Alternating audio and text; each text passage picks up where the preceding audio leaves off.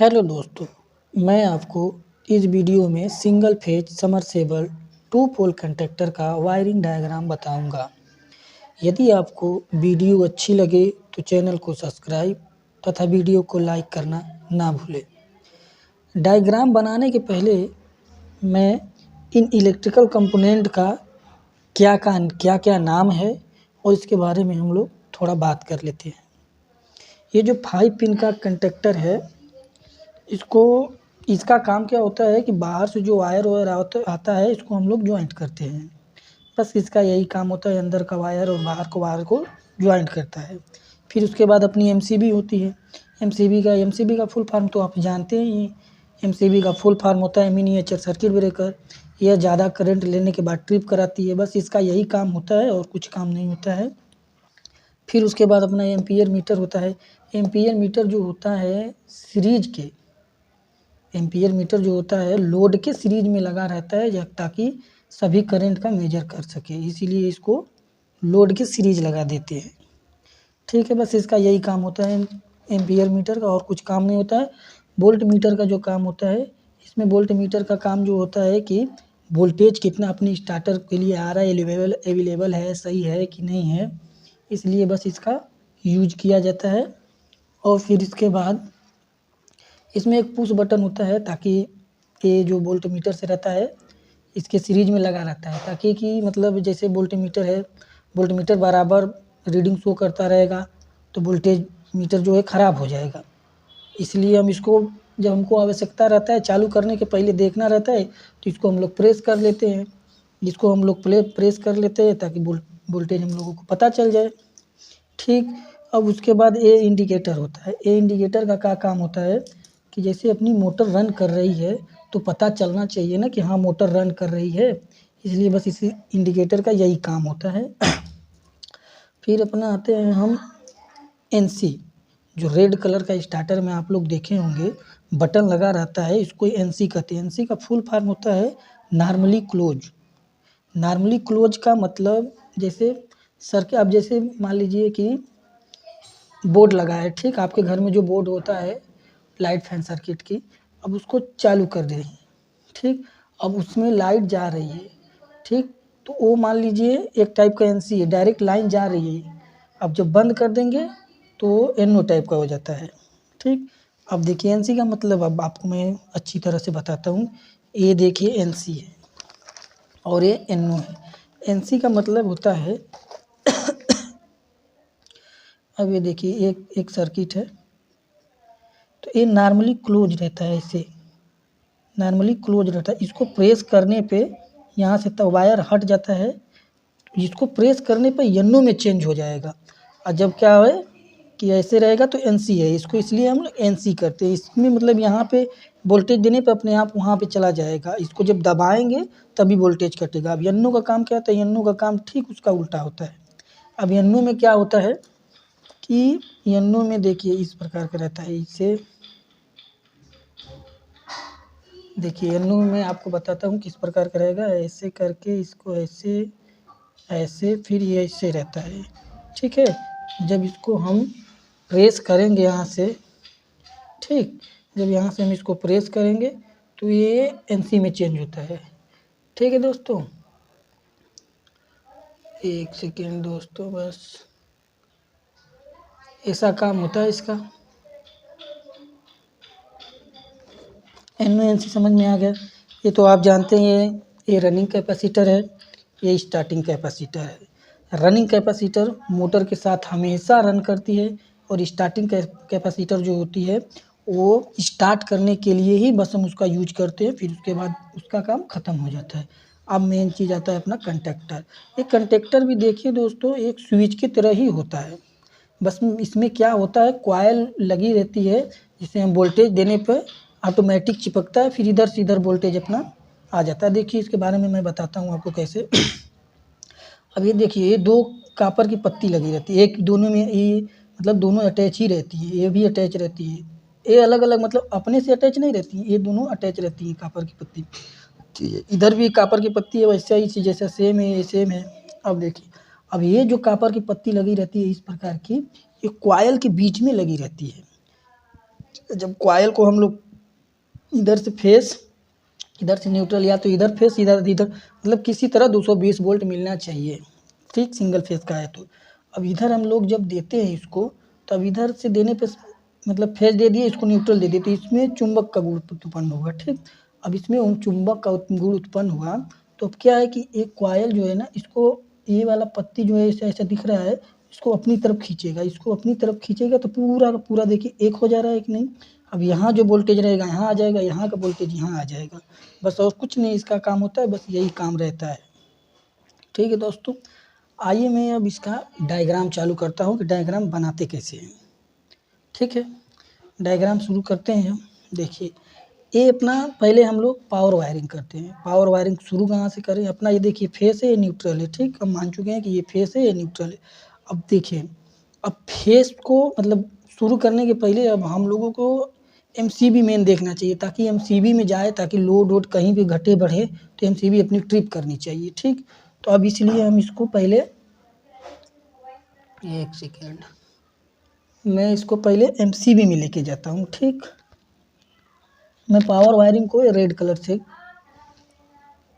कर रहा हूँ, ठीक है दोस्तों। अब इसको मैं लेके गया यहाँ पे अपनी एमसीबी को फेस मिली इन में। इतना ध्यान दें कि इन जो रहता है इसमें सप्लाई जहाँ पे रहती है उसको देना रहता है, फिर उसके बाद यहाँ से आउट होगा, तक क्या है कि इधर का उधर दे देंगे तो फिर एमसीबी काम नहीं करेगी, कोई मतलब नहीं रहेगा एमसीबी लगाने का। अब इसके बाद एमसीबी से जो आउट होगा वो कहाँ जाएगा, देखिए एमसीबी से आउट होगा तो यहाँ से अपने एमीटर में जाएगा। एमीटर में क्यों जाएगा, अब मैं बताता हूँ आपको क्यों जाएगा। अब यहाँ से हुई, ऐसे करते हुए आएगी अपनी एमसीबी, ये एमीटर के किसी भी एक दो पॉइंट में से किसी भी एक पॉइंट पर आ जाए, उससे मतलब नहीं है। अब यहाँ से आने का मतलब क्या है कि अब जितना भी लोड पड़ेगा इधर से देने के बाद आगे एमीटर में, इसीलिए यहाँ पे दे देते हैं कि ताकि लोड पड़े तो हमको एम्पियर मीटर दिखाते रहे कि मतलब अब ज़्यादा मोटर एम्पियर, एक एचपी की क्या है कि 10 15 20 एम्पियर ले रही है तो पता ही नहीं चला, पानी फेंक रही है उधर, दे रही है पानी उनी, उसका कोई मतलब नहीं है, वो जल गई मोटर, कुछ समय तक चलेगी उसके बाद ख़राब हो जाएगी।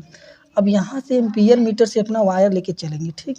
देखिए फेस से चले एमसीबी के पास, एमसीबी से एम्पियर मीटर के पास, अब एम्पियर मीटर के पास, एम्पियर मीटर से अब आ जाएंगे कंडक्टर पे, कंडक्टर के एक पॉइंट पे दे देंगे,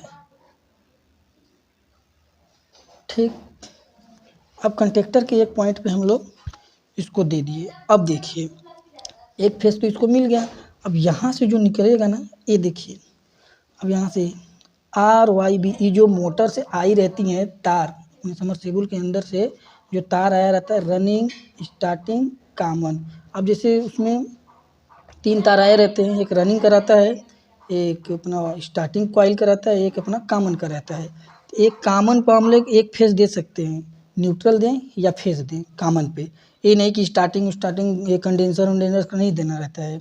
इस पे जो है कि बस या तो फेस दे सकते हैं या तो इस पर न्यूट्रल दे सकते हैं, फिर ठीक। ये नहीं कि जैसे कि अब इसमें दे दिए कंडेंसर का भी कनेक्शन दे दिए तो वो गड़बड़ हो जाएगा।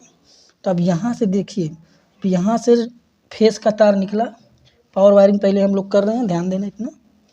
अब ये फेस तार निकाल के रनिंग वाइंडिंग के जो लाल तार रहता है उसमें हम दे देंगे, ठीक। अब ये लाल तार दे दिए इसको, अब ये वाला लाल तार यहाँ पे आ गया।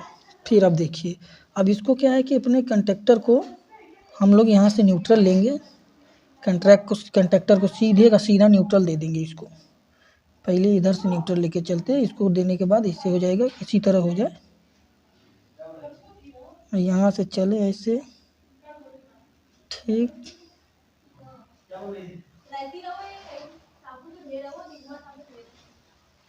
यहाँ पे आ गए, फिर यहाँ से यहाँ आ गए।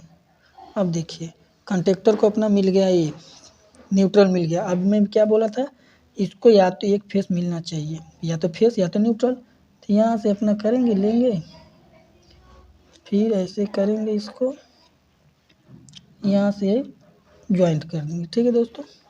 अब यहाँ से जॉइंट होने के बाद अपने इसको देखिए, अब इसको क्या है कि फेस मिलना चाहिए। ये न्यूट्रल तो मिल गया, मान लेते हैं हम ये न्यूट्रल है ही, तो मतलब इसको मान लेते हैं कि ये इसको न्यूट्रल मिल गया। अब इसको फेस चाहिए। अब इसको फेस करने के लिए अपने को जुगाड़ लगाना पड़ेगा, कैसे कैसे घुमा फिरा के थोड़ा लेके आना पड़ेगा, ठीक है।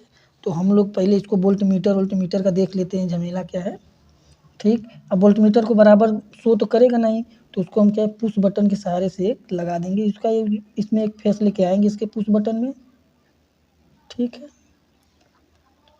पुश बटन इसमें लेके आए और इसको वोल्टमीटर के दे दिए। अब इसको जब दबाएंगे तो यहाँ पे फेस आ गई, ठीक। अब यहाँ पे फेस है, इसको न्यूट्रल दे देंगे, काम चालू हो जाएगा अपना, ठीक है। अब देखिए हम लोग क्या करते हैं कि ये हम लोग इसको देते हैं, पहले न्यूट्रल कर लेते हैं, ठीक है। अभी पावर वायरिंग अपना ख़त्म, लाल तार से जो ये वाला है पावर वायरिंग ख़त्म। हम लोग कंट्रोल वायरिंग करते हैं। कंट्रोल वायरिंग कैसे करते हैं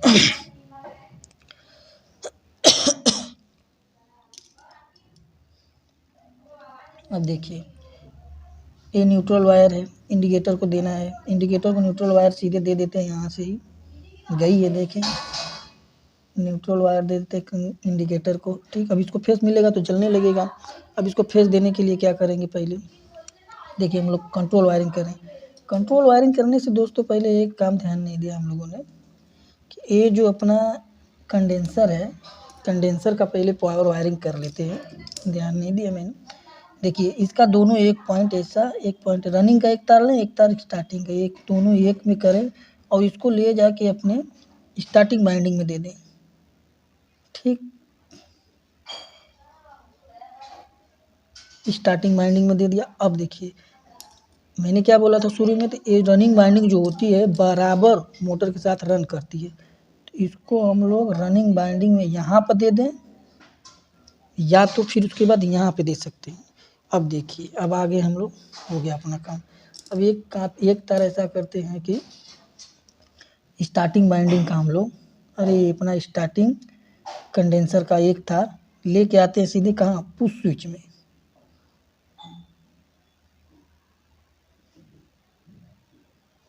यहाँ पे अपना पुश स्विच में लेके चले आए, ठीक। आप देखिए अब कंट्रोल वायरिंग मैं कर रहा हूँ ये नीले कलम से, ठीक है। अब यहाँ से देखिए दोस्तों ये स्टार्टिंग जो कैपेसिटर होता है इसको प्रेस करने के बाद ही वोल्टेज मिले और चालू हो, फिर उसके बाद छोड़ने के बाद काम ख़त्म। तो पहला काम क्या करते हैं हम लोग कि ये फेस लेते हैं, ठीक। देखिए ध्यान दें हम लोग कंट्रोल वायरिंग कर रहे हैं, इसको अभी न्यूट्रल मिला है, कंडक्टर को फेस देना है। तो इसको हम लोग क्या करते हैं, इसका एक काम क्या रहता है कि ऐसे ऐसे कनेक्ट रहते हैं, मतलब दबाने के बाद कनेक्ट होंगे। इसको जो हरा बटन को जब दबाएंगे तभी कनेक्ट होगा, ऐसे दबाने पे ऐसे ऐसे कनेक्ट होगा, ठीक।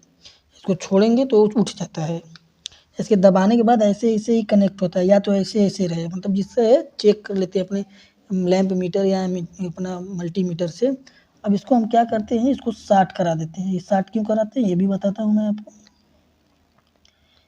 ये शार्ट कराने से क्या फ़ायदा होगा, या तो यहाँ पे फेस लेके आए तो दोनों को मिल जाएगा, ठीक। यही काम है और कुछ काम नहीं है इसको।